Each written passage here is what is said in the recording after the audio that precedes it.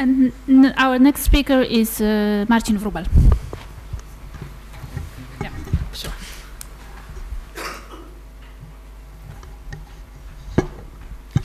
Good evening, everyone. I'm glad that I'm here. I'm thankful for the organizers that make it possible. We will continue the topic of expropriation of real property in Poland, but we will move from our capital, from Warsaw, to Tatra Mountains, to Podhale. For those who are not familiar with the geography of Poland, it's the southernmost region of Poland, and also the highest mountain range, not only in Poland, but also in all Carpathian mountains. At first, I would like to say just 2 words about me and the research project I'm conducting. I'm on the beginning of the project, which is aimed to cover research on social conflict in Podhale concerning expropriation for the protection of natural environment in Tatra Mountains National Park. From the reason I'm still carrying out my research, you are warmly welcome for asking a question, but I also kindly ask you not to make them too difficult. Although I didn't finish my research, I still think that hypotheses I'm going to present are relevant from the point of our conference, and it also seems probable enough to present them here.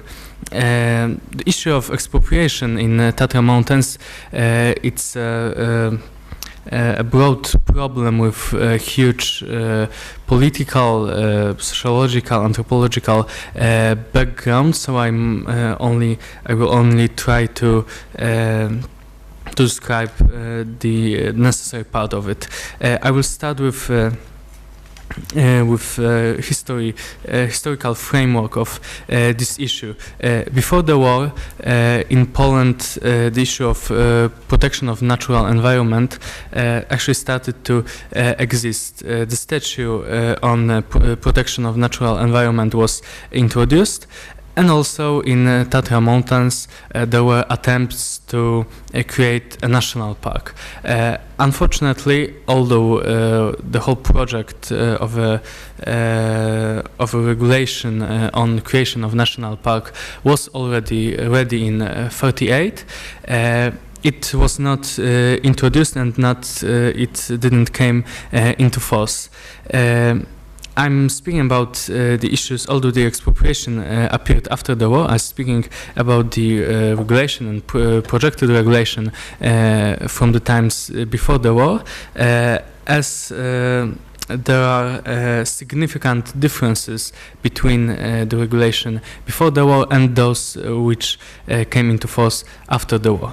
The project of the regulation, well, first I will start with the statute on protection of natural environment. According to the Article 18 of this statute, the expropriation was possible, but it was possible only if it was the only possible way to protect natural environment.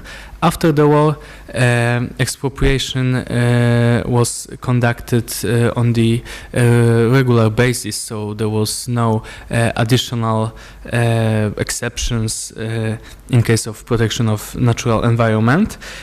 What is more, the projected regulation on creation of Tatra Mountains National Park stated that only people who are owners of the property for less than 20 years can be expropriated. So it excluded a local community, also people who actually carried out the professional activities in mountains, basically shepherding and wood cutting. they were excluded from the possibility of expropriation. The justification of this project stated clearly that not only protection of natural environment is the aim of this regulation, but it also aimed to protect local culture of the region as a part of, as it was highly bounded with natural environment. After the collapse of communist regime, I can say that in general, in all the cases of expropriation, the ex-owners or co-owners hoped to regain their property. The difficulty was that in each case the legal basis of expropriation were different. As we already heard about Warsaw, the grounds of expropriation was different than in Tatra Mountains, and it also varied not only because of the region of the country, but also because of the kind of ground that was expropriated. In many cases, the owners managed to regain expropriated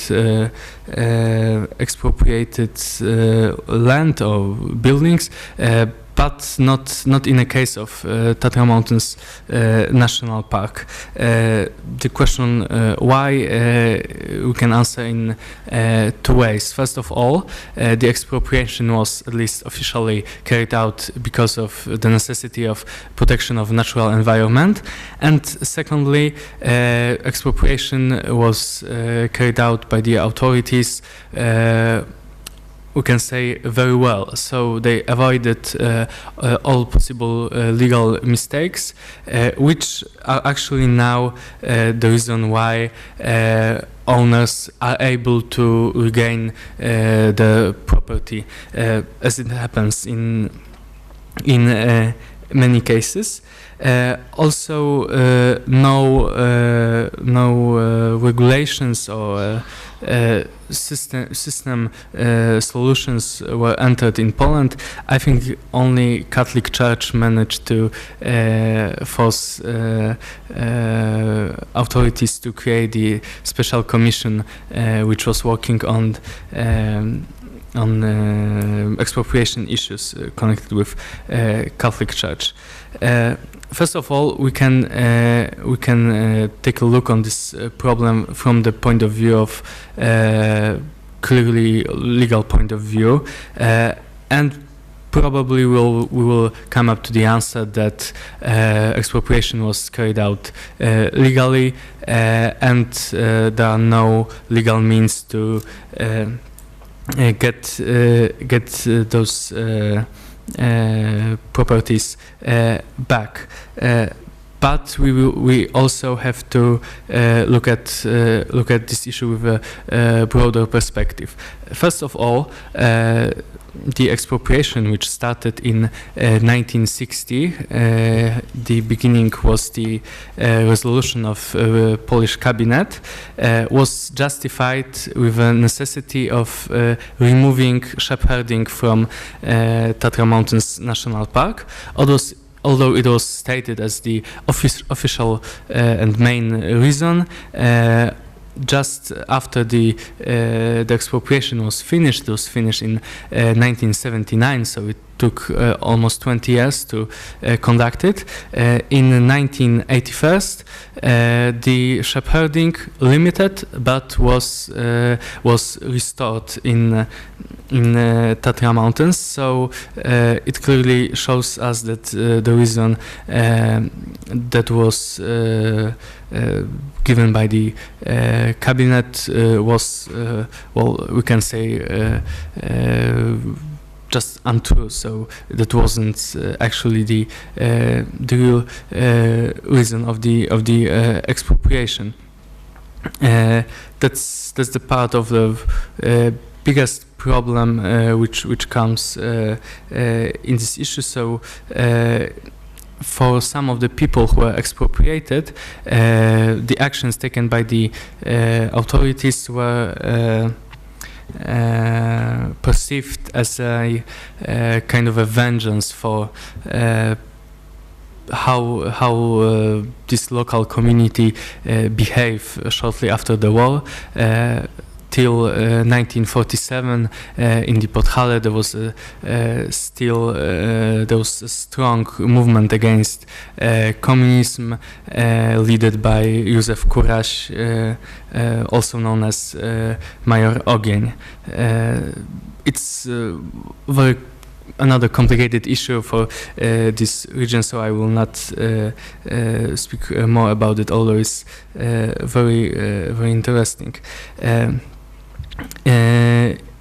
If we will look for possible ways of solving this problem, well, at first, the most simple we can think of is restoring private property in national park. That is, for some people, is not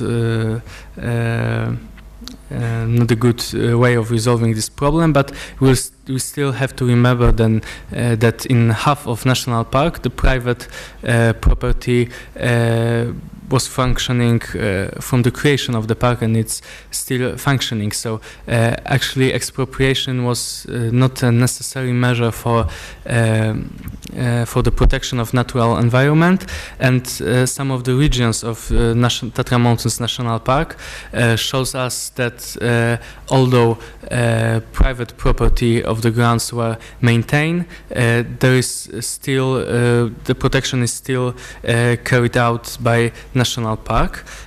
So in my opinion, it is possible to organize a park in that way that would respect private property. But we also have to seek another solutions. It's not only a conflict which is based on legal issue and only issue of property of land and the very simple calculation of possible profits. Also for the people from this local community, it seems to be important to spread the knowledge about the fact how the national park was constructed. In Tatra Mountains is one of the most famous regions in Poland, although it's very small. Basically, all the children in school are taught about this national park. Also, national park has is issuing his own publication. In those sources, we will not find any knowledge about history of park and expropriation, or we will find just simplifications which do not say, well, I can say do not say a truth about the simple fact that the national park was in the 60s constructed on the taking by force the private property. So if we will not be able to give the property back, if it's impossible or if it would be inefficient or harmful for the environment, we have to consider a possible solution of creating a legal entity similar to the legal entity which is existing in western part of national park, that would group all ex-owners and give them some rights of using the ownership, but also force them to help national park in protection of natural environment. That would be maybe a kind of compromise to copy the solution which is already existing. If it also would be impossible, the only thing that we can do is just not giving not using illegal measures, but I can call it giving a truth to the people who feel harmed by the communist regime. I think it's possible not by using illegal measures, but by using measures I mentioned. So publications, informations that are spread by national park or by educational system. So basically, the aim of this solution is to recognize the ex-owners of the properties within national park, recognize them as the people who were harmed by the previous regime of Poland. Thank you for your attention.